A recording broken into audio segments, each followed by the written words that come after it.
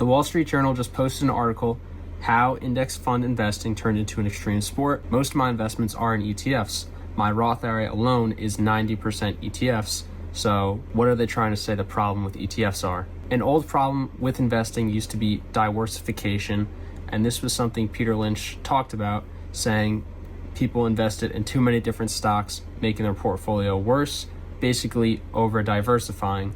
But what this article is saying is the problem today is actually the opposite. We aren't diversifying enough. Back in 1998, the median ETF would have about 503 stocks in it, while if we go to today, that number went all the way down to 123 stocks in your median ETF. That means ETFs coming out today have a lot less diversification than the ones coming out 30 years ago. So why are these ETFs getting smaller? Are hedge fund managers just better at picking stocks?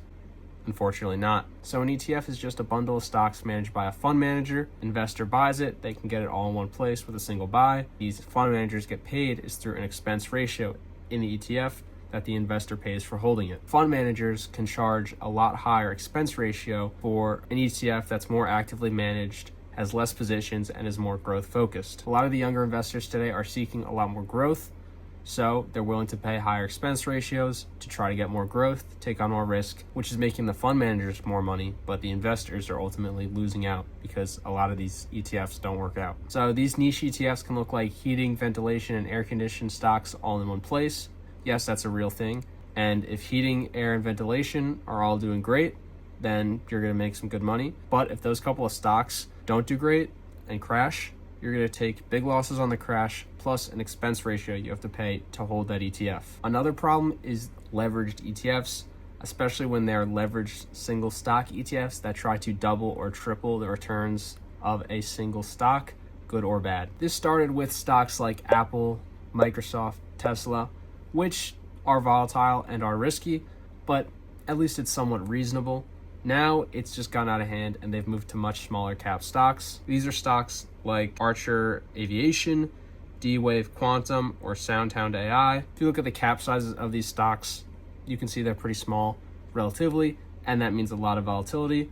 So leveraged at 2 or 3 times could be significant losses if these stocks don't do well, which is not uncommon at all for small cap stocks. A lot of people know not to buy leveraged ETFs, but they still buy ultra concentrated ETFs. Do you remember back in the day, a couple of years ago, when cannabis stocks were all the rage and people were buying them like crazy? Well, ETFs that were tracking cannabis stocks lost nearly 90% of their value between 2019 and 2023. Another type of ultra condensed ETF that did really bad were ones focusing solar stocks. These solar stock ETFs had 3 separate times at least where they fell around 70%, which is pretty significant for the average investor. But this doesn't mean you can't buy ETFs anymore. I still think ETFs are the best way to invest. I just avoid these type of ETFs. So how can you know which ones are good and which ones are bad?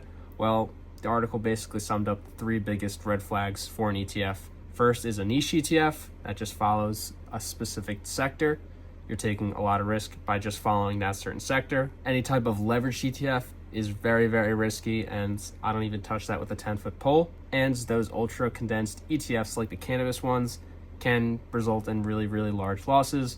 So I stay away from those altogether. So if you avoid those 3 things, you should be covered for the most part. I invest in 3 separate ETFs that aren't niche, aren't leveraged, or aren't ultra condensed in my Roth IRA, and I think this is a pretty good setup. I have a video right here explaining how I made that. The second one is growth focused and does have around 100 stocks, but historically it has done really well since 1990. It's not niche, it's not leveraged or ultra focused. In general, it's considered a pretty good ETF. So check out that video, but if you aren't going to, thank you so much for watching. Peace.